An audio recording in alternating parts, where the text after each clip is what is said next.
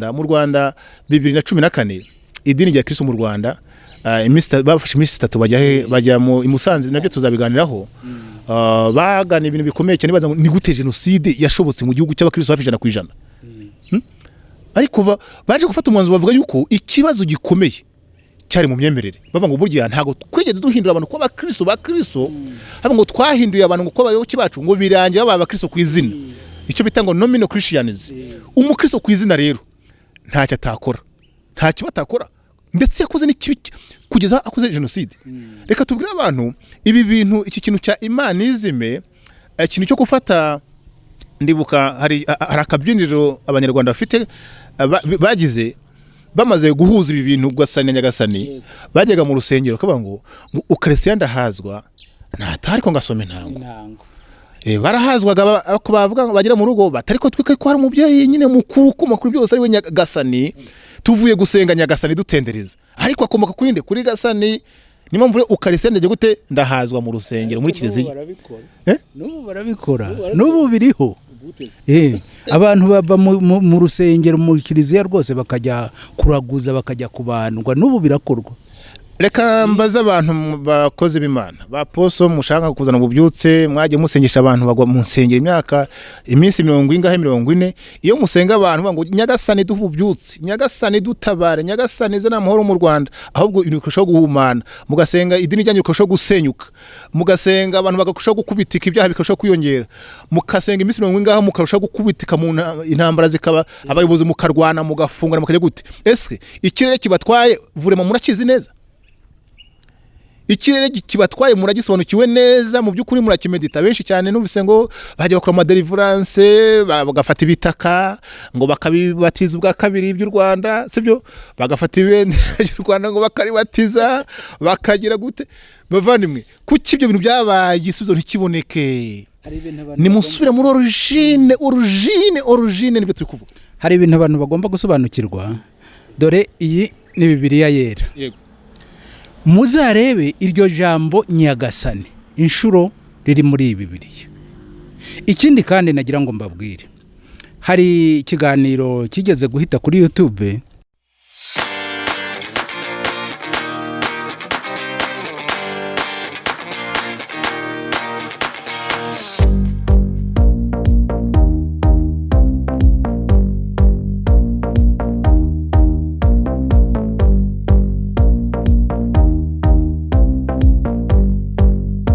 Reka twongere dusuhuze inshuti zacu abavandimwe mwebwe mwese muri kumenyera Rabagirana Family TV abari mu Rwanda abari mu mahanga inshuti zacu aho muri hose kwisi.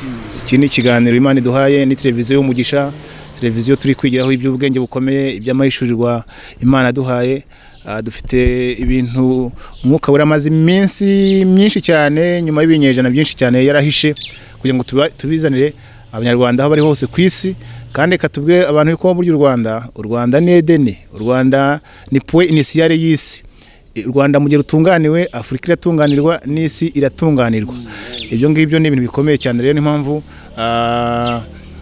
turi kubagezaho kuri kose kandi impamvu turi gusesengura mu myemerere nuko burya ikintu cyitwa imyemerere ni ikintu gikomeye cyane mu buzima bw'umuntu kuko umuntu umwuka rero nkuko bisanzwe ni Pastor Christophe na Pastor François turi kumwe François Sashim yesa imbazo cyane meze neza ndarabagirana umwaka utangiye ute umwaka nutangiye neza ubuntu bw'Imana buri kumwe nanjye kandi buri kumwe n'abanyarwanda bose muri rusange amen Imana yawe icyubahiro.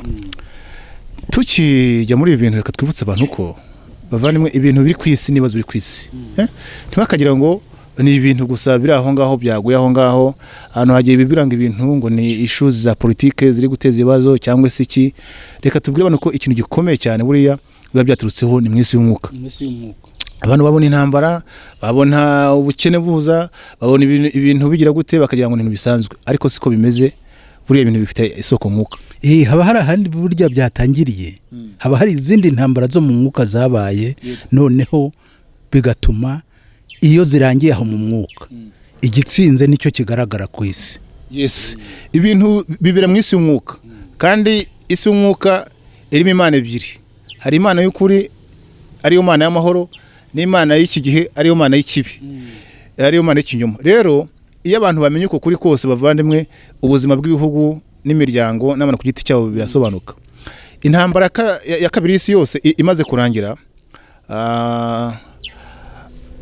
Loni imaze gushingwa, imaze gusimbura umuryango wari uriho ko uzi ko wahindutse bava ngo ntacyo wari umaze cyane, ngo ntiwakemuye ibibazo, ntiwakomeye jenoside. Nanone Loni hari ishami ifite ryitwa UNESCO, muri preambule ijya gushingwa, nabajije se Imana yanjye harimo umwana w'Imana wicayemo ababwira hishurirwa.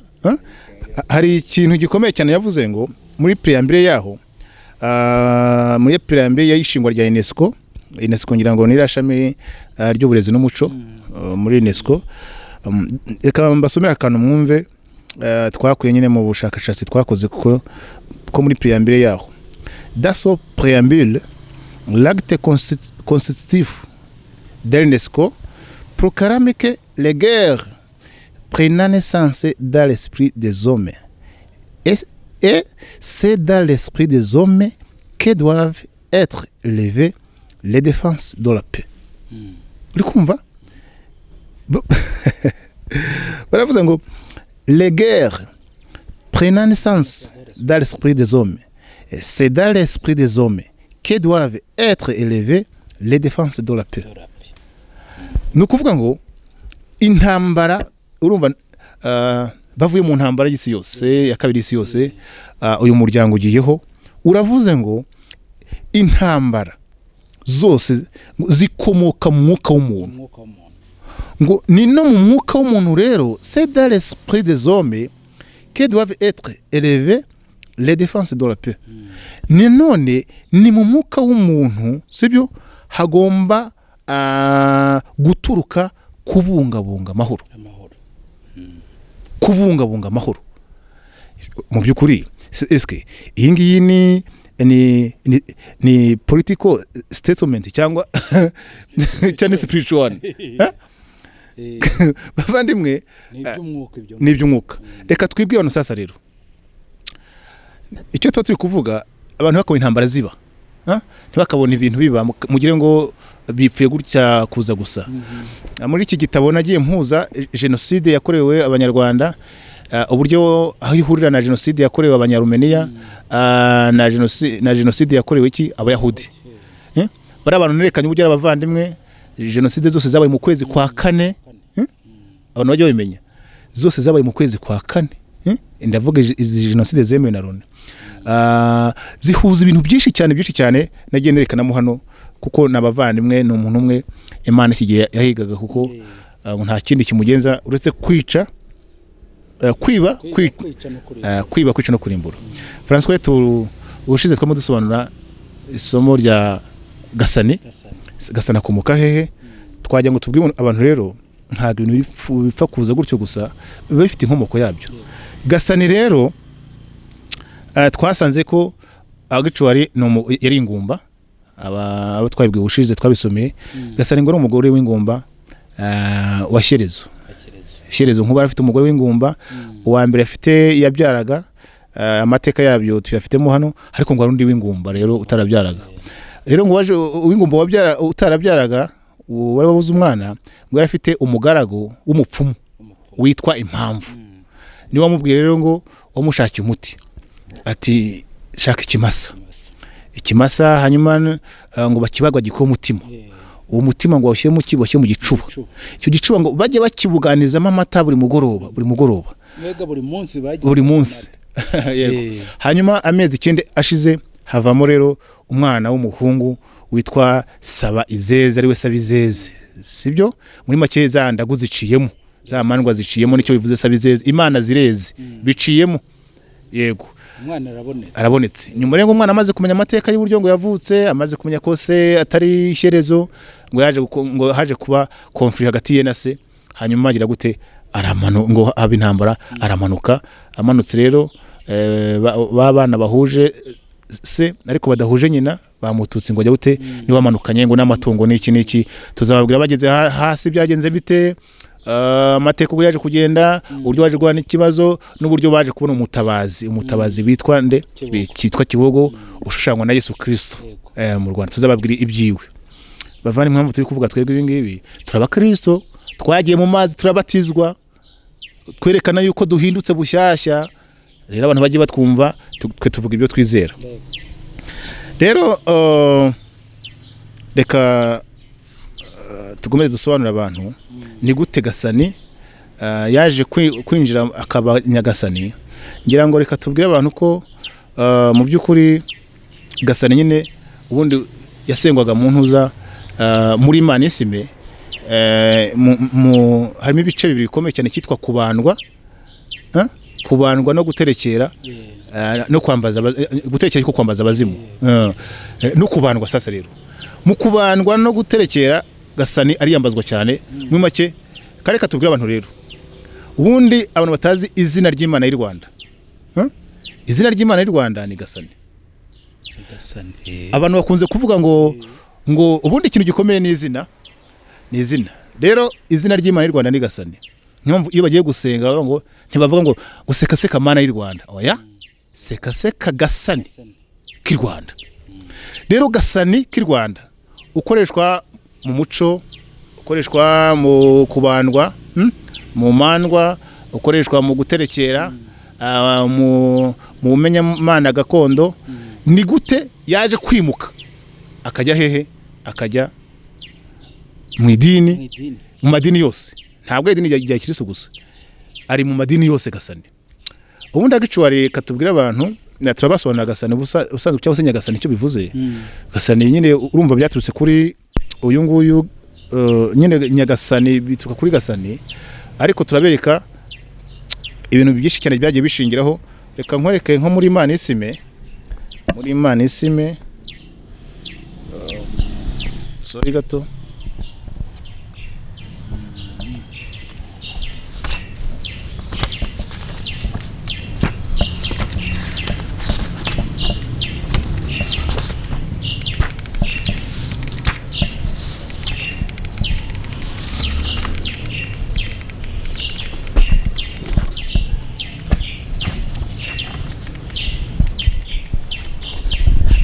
Muri Imana Isime niho twavuze ko Imana Isime ni bumenyamana gakondo, ni idini.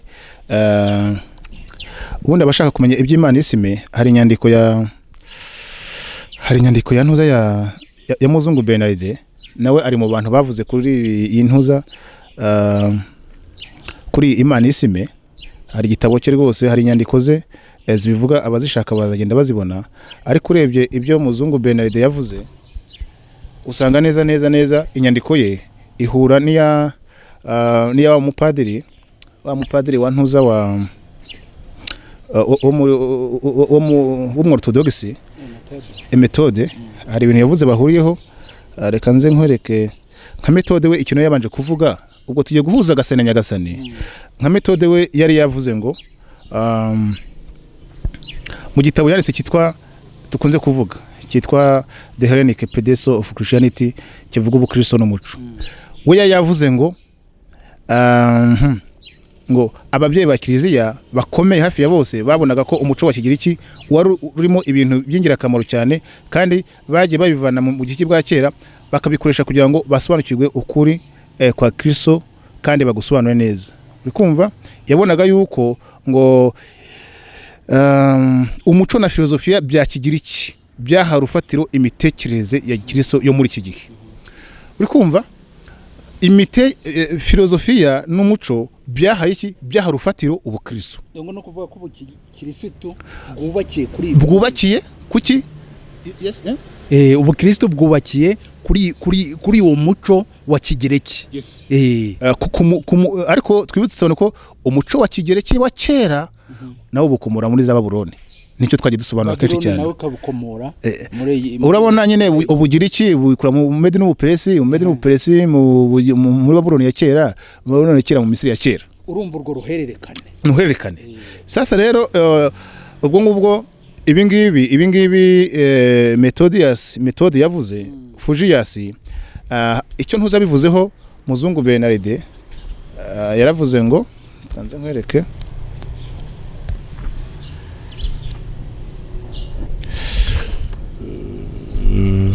sorry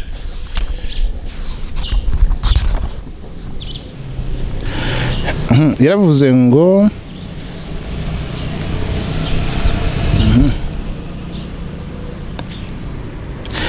yaravuze ngo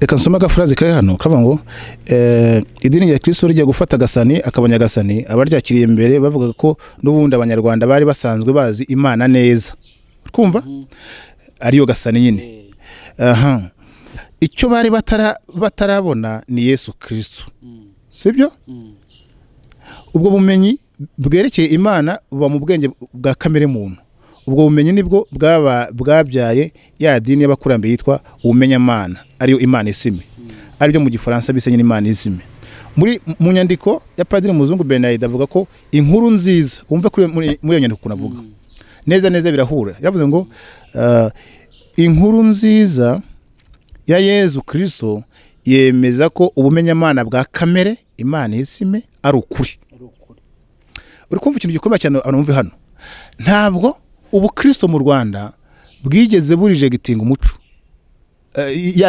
ya mico ahubwo neza bajya gute barabihuje ntago bitarukanye ahubwo n'umurongo umwe abantu babyumve neza kandi bamenye ko uyu Muzungu Bernard ni umupadiri nyine n'umupadiri okay barabizi mvuze nyine Padiri Muzungu Bernard yaravuze ngo Imana isime muri mu nyandiko avuga ko inkuru nziza Yesu Kristo yemeza ko ubumenyamana bwa kamere Imana izime ko ari ukuri Imana ishyira mu bwenge bw'abantu igihe barimo bityo rero bemeza ko Yesu hari umurongo bavuze ngo bemeza ko Yesu ataje guhindura imyemerere abanyarwanda bari basanganywe ahubwo yaje kuyishimangira kumva ntabwo Yesu yaje kuvuguruza ubumenyamana n'imyemerere ya za ryangombe twari dusanganywe oya ahubwo yaje kuyishimangira muri iyo nyandiko Muzungu akomeza agira ati na Yesu ubwe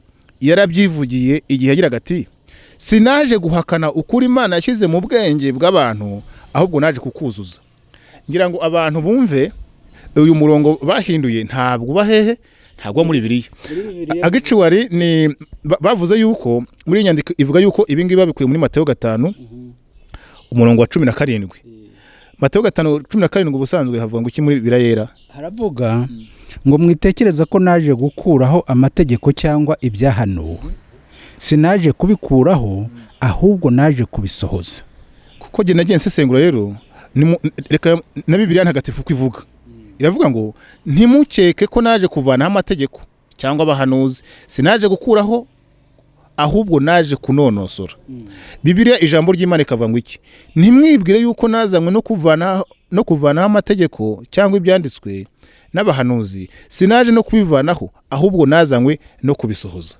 izi verisiyo zose mu by'ukuri byo usanga zihuza gutyo ariko sasa rero iyi verisiyo abiru sibyo abiru bacu bahinduye muri Imana isime bavuze ngo iki baravuze ngo uramurongo uravuga muri Mateyo 5:17 ngo sinaje guhakana ukuri Imana yashyize mu bwenge bw'abanyarwanda bw'abantu ahubwo naje kukuzuza muri make Yesu ntabwo yaje ku rufatiro rw'imyemerere mu Rwanda ahubwo Yesu yaje kubinyongera yafatiye yaraje by'abanyarwanda bari bafite mbega nta rufatiro rwo yashyizeho yaje yubakira ku rufatiro muri make yaravuze ngo ibyo imyemerere yanyu yose banyarwanda nyihaye umugisha rero mukomerezaho nuko rero abantu biga uko biragiye ihindurwa kuko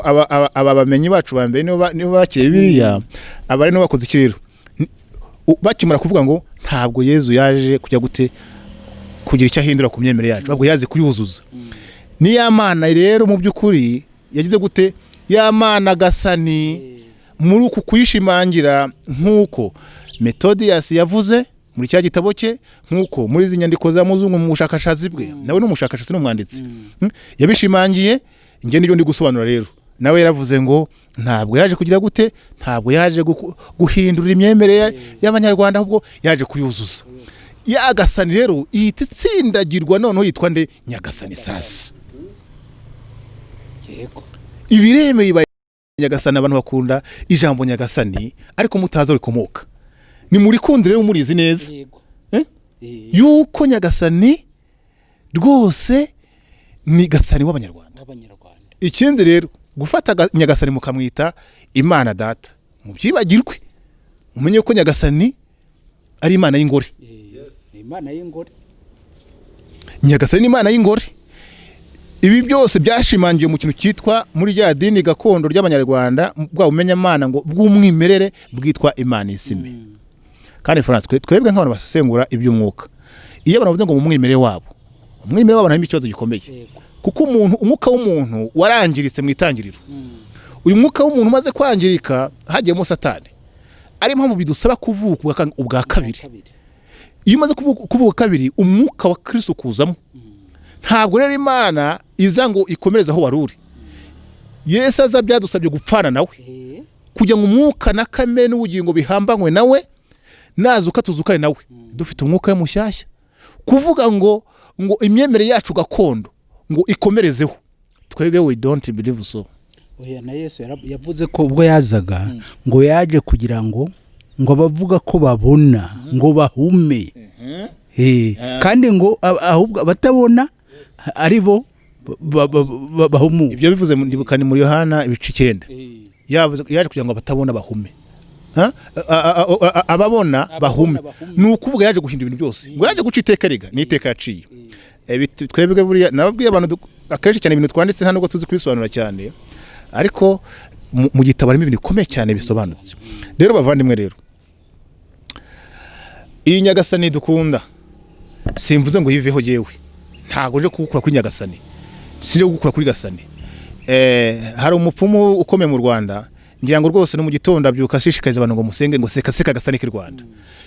Twababwiye ko mu kiganiro kibanza ugiye guterekera ufata amasaka, sibyo, y'amakoma, ngo ukajya gute ukayakenya ugacira mu muriro byaturika, ako gasaku kagasani ngo ubusetse nakabazimu babasetse. Abazimu baseka ugahera kuba ati seka seka nde gasani k'i Rwanda. Gasani k'i Rwanda rero niwe Imana y'u Rwanda. Reka tutandukanye Imana y'u Rwanda n'Imana y'u Rwanda. Imana y'u Rwanda niyo Mana ya Isirayeli, niyo Mana ya Aziya, niyo Mana ya Amerika, niyo Mana y'isi yose. Ariko Imana y'u Rwanda, sibyo, nimba bosi ari Sherezo hagasengwa gasani. Ni nkuko no mu Misiri ya kera Imana ya Misiri ubundi nihe ni Ozirisi, ariko nubwo hasengwa Ozirisi cyane cyane ikagira n'umwana witwa nde, n'umwana w'umutambyi w'umucunguzi witwa nde, witwa Horasi. Mu Rwanda ho umwana umucunguzi n'umutabazi witwa Kibogo. Niyo tuzasobanura abantu. Ibi bintu nuko bitangira ari mite, twavuze ko birangira byiza gute bikomeye cyane. Bavandimwe, twifite amateka yacu. Buriya abana b'igihugu cyane cyane benshi bari mu muco njya mbumva bari birirwa batuka ubukristo, birirwa basenya Bibiliya. Nibikomere by'uburyo amateka twabayemo yatugije kuri jenoside, abantu bagomba kwanariza bakishaka ibibazo by'ingorane bafite zakomotse hehe. Natwe kwinjira muri ibi ngibi umwuka akatwinjizamo, umwuka wera twebwe udukoresha, tugashyira hasi ibi ngibi hanze, twese turi gushaka umuti. Ngira ngo mu Rwanda 2014 idini rya Kristo mu Rwanda bafashe iminsi 3 bajya mu Musanze, nabyo tuzabiganiraho. Bagana ibintu bikomeye cyane, baza ngo ni gute jenoside yashobotse mu gihugu cy'abakristo hafi 100%.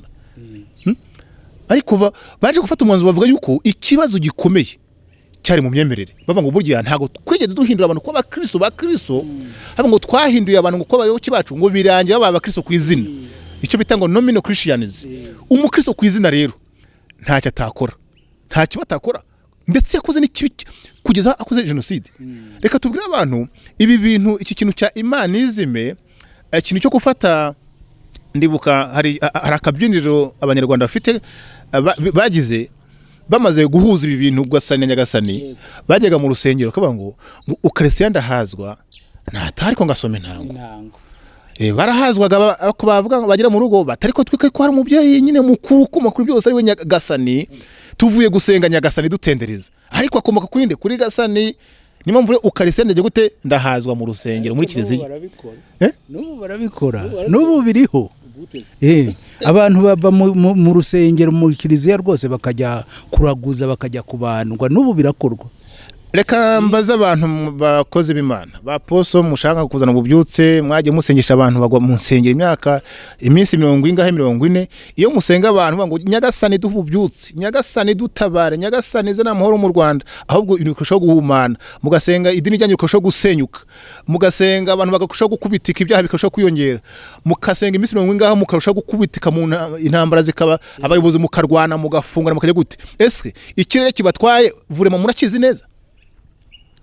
Ikirere kibatwaye muragisobanukiwe neza mu by'ukuri murakimedita benshi cyane numvise ngo bajya bakora deliverance bagafata ibitaka ngo bakabibatiza ubwa kabiri by'u Rwanda sibyo bagafata ibendera ry'u Rwanda ngo bakaribatiza bakagira gute bavandimwe kuki ibyo bintu byabaye igisubizo ntikiboneke ni musubira muri origine nibyo turi kuvuga. Hari ibintu abantu bagomba gusobanukirwa dore iyi ni Bibiliya yera. Yego.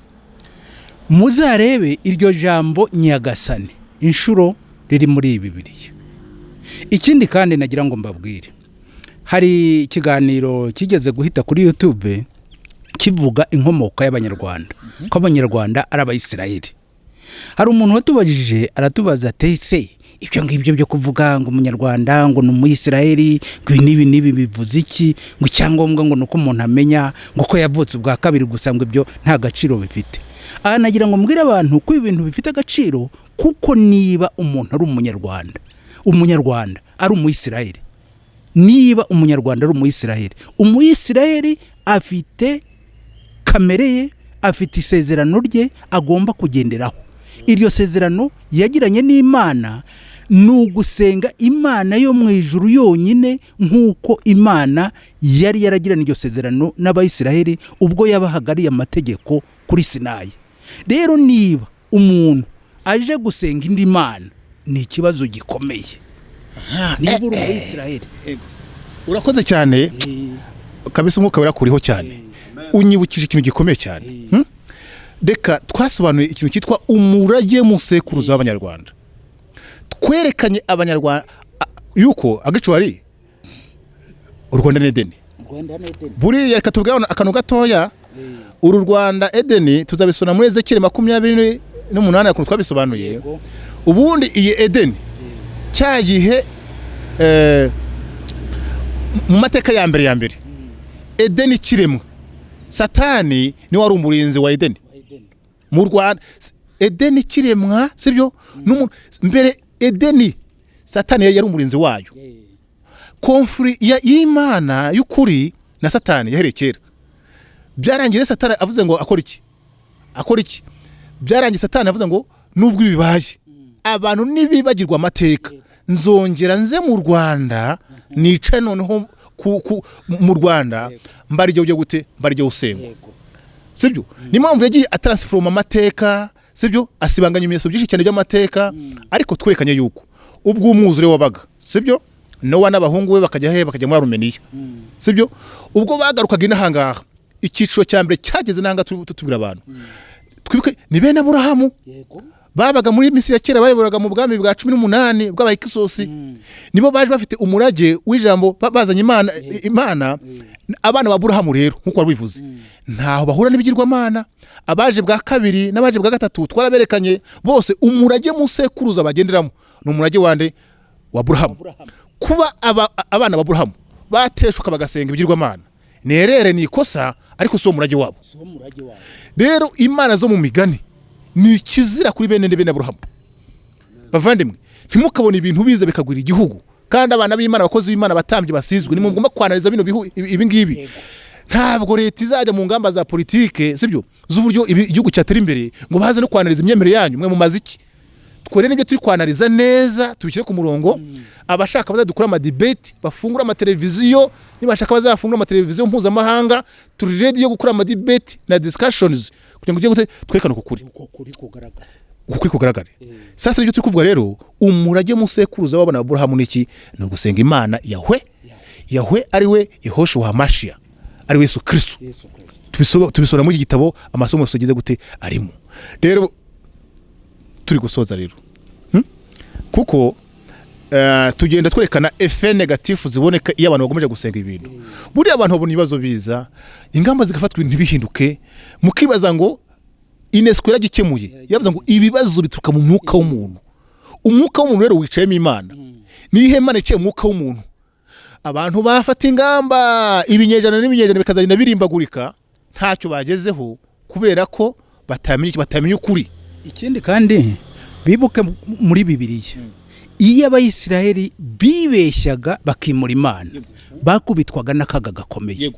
Hari inzara zabaga, iri intambara zabateraga, hari ibyorezo, bari kiriya gihe bagiye bunyago za Babiloni. Ibyo byose byabaga ari ingaruka z'uko bateshutse kuri uriya murage wabo wo gusenga Imana imwe ariyo Yahwe, nk'uko umaze kubivuga. Buriya kambabwira abantu, urebye ubuzima bwa Isirayeli neza bw'Abisirayeli na jenoside babiriyeho neza ukareba n'uburyo banyanyagiye ku isi.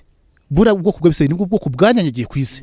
Urebye n'Abanyarwanda ibyabayeho n'uburyo ubwoko bwanyanyagiye ku isi, abantu bakwiye kumenya impamvu mu by'ukuri ni yihe, ikibitera ni ikihe, isoko yabyo ni ibihe. Bavandimwe rero, erega abantu bavuga ngo impinduka izaba mu Rwanda, buri u Rwanda ugiye kuzamenya ati Edeni yacu ibe Edeni, sibyo? Isoko y'ikiremwa muntu ni isoko y'ibyiza byose, ni isoko rega y'umuco w'ukuri. Abantu Fraka Ngwiri, hari umwami wakoze ikintu cyiza tuzagisobanura. Umwami Mutara wa gatatu Rudahigwa, turashimira leta y'ubumwe n'umwuka wera babahumekeye, akaba ari we wenyine mu bami bose wagizwe intwari. Hari benshi batabyumva n'abadashaka kubyemera, ariko umwami Mutara wa gatatu Rudahigwa ari we Petero hajya ishare ibintu nk'ibyo ngibyo. Umva, leta y'ubumwe yaravuze ngo niwe ntwari, niwe imena, niwe ntwari y'imena. Yakoze iki rero? Yafashe u Rwanda arutura Yesu Kristo. Yarafashe ingoma Karinga yari imaze igihe, ubundi ingoma, amateka y'ingoma Ngabe tuzasobanura. Aba ngo iyi ngoma Ngabe ngewe umwami n'Abanyarwanda mbituye Yesu Kristo. Agirana igihango n'iki? Nijuru. U Rwanda rufitanye kontara nijuru yuko u Rwanda ari urwa Kristo n'Abanyarwanda ba Kristo. Ibindi bintu byose bikora irigare, bikora iregaroma. Ubupfumu mu Rwanda umuntu wese waba ukora ibintu by'ubupfumu, nubwo yabikora ntago umuco wacu, abikora iregaroma. We are ready tugusona ibintu umunyarwanda wese harakabyumva. Uriya mwami nta wundi uramuvuguruza, yabikoze ofisiyoma nk'umwami, ntago bikoze nk'umukristo, yabikoze nk'umwami. Igihugu cye akirageza Kristo. Wa murage yagarutse, ubundi ni wa murage neza wo mwitangirano batari bazi, guhera muri Edeni no guhera mu Baheburayo, abisoreza muri Kristo. Ni ibintu twasobanukira muri iki gitabo. Ubundi u Rwanda ni igihugu cyera cy'ijuru. Abanyarwanda bamusamenye ibintu, cyaba igihugu gitangaje mu isi, cyaba igihugu kiyobowe n'abamarayika, kiyobowe n'ijuru, kuko kontra amaze gushyirwaho. Ariko twibutsa abantu, iyo utaramenya ukuri urakubitwa kabisa, uguma mu bubata. Abantu bazakomeza bajya muri sarago. Buri ibintu ndi kuvuga, buriya nka leta yo yakoze ibyayo, buriya leta y'ubumwe gufata uriya mwami akoze biriya ikamugira intwari, ikamupromotinga wenyine rukumbi. Buriya caca yagahagurutse ikunga mu rya leta, umugambi w'Imana wose ugasohora, Abanyarwanda bagatura mu murage wa Edeni, umurage wera, umurage w'umugisha. Abanyarwanda bakava mu bibazo bitandukanye byo mu bujiji, byo guhusha intego. Burya icyaha, ndaguha mu kanya tuvuga dusoze, burya icyaha mu kigira iki ni hamaritiya. Hamaritiya ni rero, hamaritiya ni uguhusha intego, ni ukuva mu isezerano, ni uguhusha intego, ugakwibita akakoze, ukava mu isezerano, ukajya horusije, ukaba ubuzima bwa horusije, ntube mu buzima bw'umugambi w'Imana. Twebwe rero Imana ubwayo mwirema, sibyo, yasetinze ibintu neza. Ibyari byose ibyagiye biba bihura ibibazo mu mateka, ingoma nyinyinya n'iki n'ibiki, umwami Mutara Rudahigwa ageze gute yarabisetinze. Twebwe rero twakagiye muri uwo murongo, ubundi tukajya tukarabagirana. Nagira ngo mvuge kuri ibyo by'umwami Mutara Rudahigwa ko abantu bagombye kumenya ko kuba u Rwanda rwaramuhaye uriya mwanya ni umwuka wera wabikoze, kuko hari abandi bami bari banakaze kumurusha, bagendaga bavuga, twagiye tubyumva, ariko nta numwe bigeze bavuga. Noneho azari wenyine. Sasa rero nabonye ibibazo by'abanyamateka, bamwe bajya barakara ngo ntabwo twumva impamvu ngo umwami ngo intwari itagizwe Rwabugiri, ntitwumva impamvu intwari itagizwe Ruganzu. Kamubwire ibintu leta mwe yakoze nayo ishobora kuba itabisobanura cyane muri ko mvuga ndi kuvuga nka pastor, ariko uko je uruhare runini n'ikiganza kinini ndagiha Uwiteka, ni ikiganza cy'Uwiteka cyabyikoreye, kuko twarababwiye ngo Imana ni ifite action plan y'isi, kandi u Rwanda niyo point y'isi, niwo mutima w'isi. Kuba rero Imana yakoze ikintu nka kiriya, ahubwo jewe burafitanye ibibazo n'idini. Idini mu biki buriye idini byo ririmo bafite ubakoresha iriya myuka ibakoresha, rero nta kintu birumvikana. Idini ifite ikibazo, mugaruke ku rufatiro. Niyo mpamvu turi kuvuga ibi, mugaruke ku rufatiro. Turemera debate, turemera ibiganiro, turemera iki, ariko bavandimwe twebwe imirimo yose Satani ikora ku butaka bw'u Rwanda ayikora irigaroma, nta burenganzira afite, nta kintu afite. Ni umujura wiba akajya mu kutamenya ko abantu agaprofita ubujiji bw'amadini. Ikibazo amadini ugasanga dufite nayo ari muri wa mwuka w'iki, wa mwuka wa Babuloni ya kera. Tuzi ikintu cyitwa Babuloni, ugasanga na Edeni bashyize muri Babuloni, imyemerere yose nuko nguko imeze. Ariko bavandimwe ugasanga ni ikibazo gikomeye. Ari mpamvu nyine usanga abantu bari imbere Nyagasani, Imana yacu ikomeye, ariko ntago tukubuje gusenga Nyagasani. Turi gusoza fara, ntitubuje no gusenga Nyagasani, kwagira ngo tubasobanure yisobanure neza n'akazi kawe uko byumva. Ariko ngewe ntabwo nemera ko Nyagasani ari Imana yanjye. Ngewe Imana yanjye ni Uwiteka, Imana yanjye ni Yesu Kristo. Mugubwe neza rero, amasomo arahari, tuzakomeza tubaganirize. Twarabwiye ngo igihe gikwiye cyo kuri Uwiteka kirasohoye, igihe cyageze bavandimwe Abanyarwanda, mwinje mu murage wanyu. Imana yasatinze ibintu bikomeye cyane. Bibiliya ivuga ngo nta muntu uvuga ngo Yesu ni umwami atabibwirijwe n'Umwuka Wera, ngo nta n'uvuga ngo Yesu ngo ni ikivume atabibwirijwe na Satani. Niko mu bakuru ntibavuga. Rero Rudahigwa avuga ngo Yesu niwe mwami w'u Rwanda, u Rwanda rwerejwe Yesu. Buriya bizo ngo abantu bose ibintu byose biri sanctified, biri dedicated, byerejwe Yesu Kristo, byerejwe Data wa twese. Buriya rero abantu ahubwo bakagera mu murage wa holiness, iyo blessing, iyo benediction. Bavandimwe nicyo rero turi kubakangurira. Hari n'ibyanabaye abantu batazi ibyo ari byo, bamwe bumva ngo Rwanda rwego Kristo ntibazi n'ibyo ari byo bimere gutya, ariko tubazaniye ubumenyi bwose n'ishurwa ryose, nkuko Umwuka Wera duhaye ko Yesu ari hafi kuza, impamvu ibintu byose byarahishwe uhereye ku kuremwa kw'isi buri guhishurwa. Ihishurwa rirakomeye rero. Mukurikirana amasomo kuri Rabajyana Family TV. Wa mugani hari umugenzi wacu wavuze ngo singomba kuri ushishikariza ngo ukore subscribe, sibyo? Abumva umurongo w'ibingibi ujye ukora subscribe kugira ngo isomo rijeho itiri kugira ku kanya.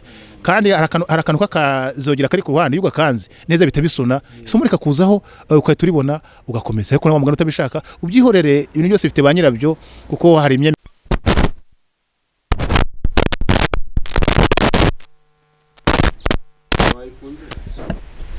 yes rero bana b'Imana, twarimo tukomeza kuvuga ngo imyemerere mu isi ni ibihumbagiza. Amategeko nshinga y'ibihugu ahereza buri wese imyemerere uko ayishaka, ugahitamo iyo ushaka ikunogeye inabyo ubuzima bwawe. Ako twege nk'abana b'Imana duhamaga muri minsi ya nyuma, Yesu Kristo ari bugufiya. Ukuri duhawe turi kugusobanura abantu, gutinyuka ukerekana Imana y'ukuri, sibyo? Ukerekana n'Imana y'ikigero, iyo Imana y'isi.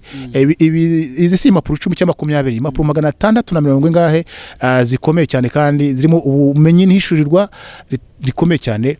Rero abahamagawe n'Imana mwese, muze dufatanye dukora umurimo, ubu bwami bwa Yesu Kristo bwime mu bihugu, bwime mu miryango, maze abantu barusheho kurabagirana. Nicyo Rabajyana Family TV ibifuriza. Mukomere, turabakunda cyane, ibihe byiza, murakoze.